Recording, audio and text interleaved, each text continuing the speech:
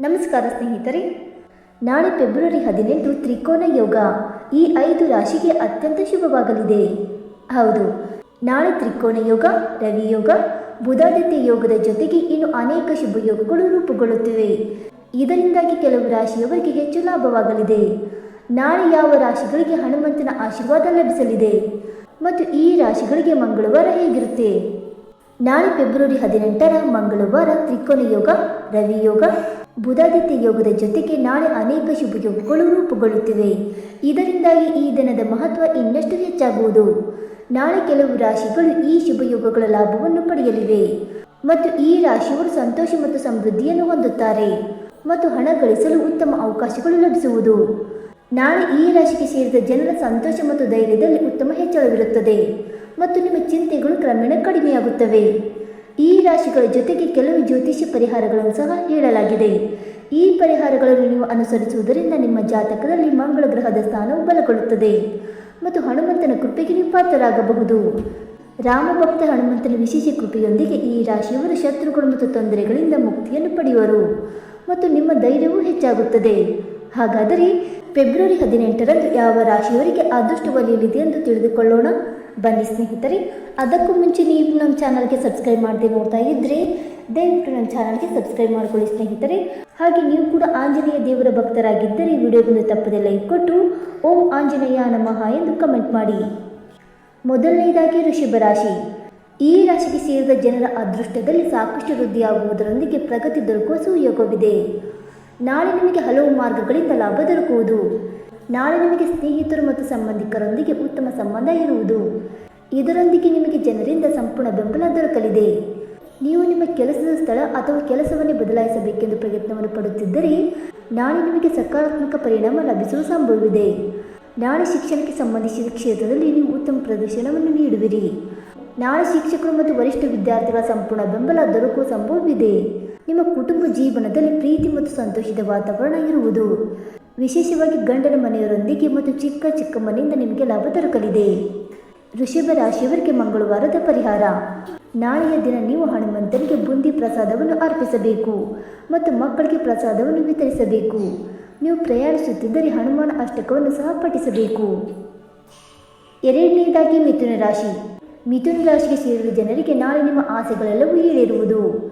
ನೀವು ಯಾವ ಕ್ಷೇತ್ರದಲ್ಲಿ ಕಠಿಣ ಪರಿಶ್ರಮವನ್ನು ಪಡುತ್ತೀರೋ ಅದರಲ್ಲಿ ಯಶಸ್ಸು ದೊರಕಲಿದೆ ಮತ್ತು ಕೆಲಸದ ಸ್ಥಳದಲ್ಲಿ ನಾಳೆ ನೀವು ಪ್ರಗತಿಯನ್ನು ಹೊಂದುವಿರಿ ಮತ್ತು ಅಧಿಕಾರಿಗಳು ಮತ್ತು ಸಹ ಉದ್ಯೋಗಿಗಳ ಸಂಪೂರ್ಣ ಬೆಂಬಲವನ್ನು ಪಡೆಯುವುದರೊಂದಿಗೆ ನಿಮ್ಮ ಕೆಲಸದ ಮೇಲೆ ಪ್ರಭಾವ ಬೀರುವುದು. ನಾಳೆ ನಿಮಗೆ ಪ್ರಗತಿ ಮತ್ತು ಲಾಭ ದೊರಕುವ ಯೋಗವಿದೆ. ಅಕೌಂಟ್ ಮತ್ತು ಬ್ಯಾಂಕಿಂಗ್ ಕ್ಷೇತ್ರಕ್ಕೆ ಸಂಬಂಧಿಸಿದ ಕೆಲಸ ಮಾಡುವವರಿಗೆ ನಾಳೆ ವಿಶೇಷವಾಗಿ ಪ್ರಯೋಜನವಾಗಲಿದೆ ಮತ್ತು ಬ್ಯಾಂಕಿನಿಂದ ಲೋನಿಗಾಗಿ ಪ್ರಯತ್ನ ಪಡುತ್ತಿರುವವರಿಗೆ ನಾಳೆ ಯಶಸ್ಸು ದೊರಕುವ ಸಂಭವವಿದೆ. ನೀವು ಕಲೆ ಮತ್ತು ರಚನಾತ್ಮಕ ಕ್ಷೇತ್ರಗಳಿಗೆ ಸಂಬಂಧಿಸಿದಂತೆ ಕೆಲಸವನ್ನು ಮಾಡುತ್ತಿದ್ದರೆ ನಾಳೆ ನಿಮಗೆ ಬಹಳ ಶುಭವಾಗುವುದು. ನಾಳೆ ಹೂಡಿಕೆ ಮಾಡುವುದರಿಂದ ಲಾಭ ದೊರಕುವುದು. ಆದರೆ ನೀವು ದೀರ್ಘಕಾಲೀನ ಹೂಡಿಕೆ ಮಾಡುವುದರ ಬಗ್ಗೆ ಹೆಚ್ಚಿನ ಗಮನವನ್ನು ನೀಡಬೇಕು ಮತ್ತು ಸ್ವಲ್ಪ ಸಮಯಕ್ಕೆ ಹೂಡಿಕೆ ಮಾಡುವುದನ್ನು ತಪ್ಪಿಸಬೇಕು.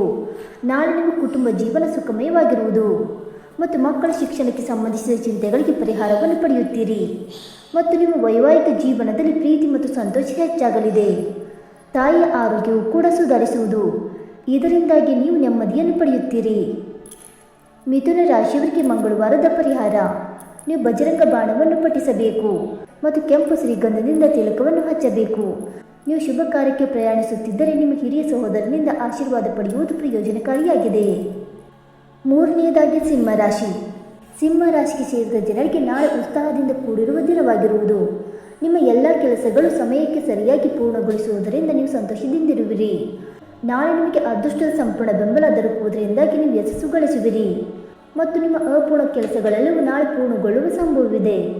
ನೀವು ಕೆಲವು ಸಮಯದಿಂದ ಆರೋಗ್ಯ ಸಮಸ್ಯೆಯನ್ನು ಎದುರಿಸುತ್ತಿದ್ದರೆ ನಾಳೆ ನಿಮ್ಮ ಆರೋಗ್ಯ ಸುಧಾರಿಸುವ ಸಾಧ್ಯತೆ ಇದೆ ಮತ್ತು ವಿದೇಶಕ್ಕೆ ಸಂಬಂಧಿಸಿದಂತೆ ಪ್ರಯಾಣಿಸುವುದರಿಂದ ನಾಳೆ ರಚನಾತ್ಮಕ ಫಲಿತಾಂಶಗಳನ್ನು ಪಡೆಯುತ್ತೀರಿ ಮತ್ತು ಕೆಲಸದ ಸ್ಥಳದಲ್ಲಿ ಅಧಿಕಾರಿಗಳು ನಿಮ್ಮ ಕೆಲಸದಿಂದ ಸಂತೋಷವನ್ನು ಹೊಂದುವರು ಮತ್ತು ನೀವು ಪ್ರಗತಿಯೊಂದಿಗೆ ಲಾಭವನ್ನು ಪಡೆಯುತ್ತೀರಿ.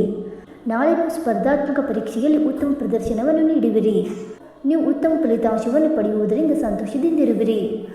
ನಾಳೆ ನಿಮಗೆ ತಂದೆಯಿಂದ ಲಾಭ ದೊರಕುವ ಸಂಭವ ಹೆಚ್ಚಾಗಿರುವುದು.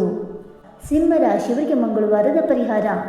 ನಾಳೆಯ ದಿನವನ್ನು ಶುಭವಾಗಿಡಲು ನೀವು ಕನಿಷ್ಠ 108 ಬಾರಿ ಗಾಯತ್ರಿ ಮಂತ್ರವನ್ನು ಪಠಿಸಬೇಕು ಮತ್ತು ನೀವು ಉತ್ತಮ ಕಾರಣಕ್ಕಾಗಿ ಪ್ರಯಾಣಿಸುತ್ತಿದ್ದರೆ ನೀವು ಹೊರಡುವ ಮೊದಲು ಸಕ್ಕರೆಯೊಂದಿಗೆ ಮೊಸರು ತಿನ್ನಬೇಕು.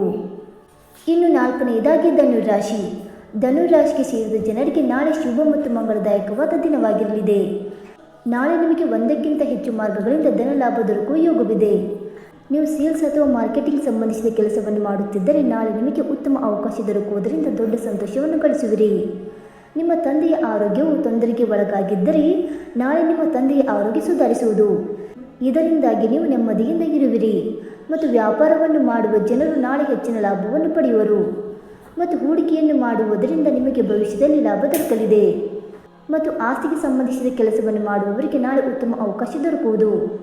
ಮತ್ತು ವಿದೇಶಕ್ಕೆ ಸಂಬಂಧಿಸಿದಂತೆ ನಾಳೆ ನಿಮಗೆ ಹೆಚ್ಚಿನ ಲಾಭವನ್ನು ಪಡೆಯುತ್ತೀರಿ. ಮತ್ತು ಟೆಕ್ನಿಕಲ್ಗೆ ಸಂಬಂಧಿಸಿದಂತೆ ನಾಳೆ ಸಾಕಷ್ಟು ಪ್ರಯೋಜನವನ್ನು ಹೊಂದುವಿರಿ. ನಿಮ್ಮ ಕುಟುಂಬ ಜೀವನದಲ್ಲಿ ಹಿರಿಯ ಸಹೋದರರ ಸಂಪೂರ್ಣ ಬೆಂಬಲ ದೊರಕಲಿದೆ. ಮತ್ತು ನಿಮ್ಮ ಸಂಗಾತಿಯೊಂದಿಗಿನ ಸಂಬಂಧದಲ್ಲಿ ಪ್ರೀತಿ ಹೆಚ್ಚಾಗುವುದು. ಮತ್ತು ಯಾವುದಾದರೂ ಶುಭ ಕಾರ್ಯಕ್ರಮದಲ್ಲಿ ಭಾಗವಹಿಸುವ ಉತ್ತಮ ಅವಕಾಶ ದೊರಕುವುದು.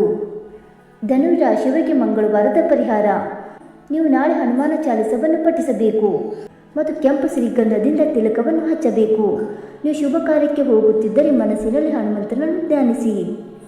ಸ್ನೇಹಿತರೆ, ಈ ಮಾಹಿತಿ ನಿಮಗೆ ಇಷ್ಟವಾಯಿತಾ? ಇಷ್ಟವಾಗಿದ್ದರೆ ವಿಡಿಯೋಗೊಂದು ಲೈಕ್ ಮಾಡಿ, ಶೇರ್ ಮಾಡಿ. ಹಾಗೆ ನಿಮ್ಮ ಅನಿಸಿಕೆ ಮತ್ತು ಅಭಿಪ್ರಾಯಗಳನ್ನು ತಪ್ಪದೆ ಕಮೆಂಟ್ ಮೂಲಕ ತಿಳಿಸಿ. ಸ್ನೇಹಿತರೆ, ವಿಡಿಯೋ ನೋಡಿದ್ದಕ್ಕಾಗಿ ಧನ್ಯವಾದಗಳು. Thank you so much.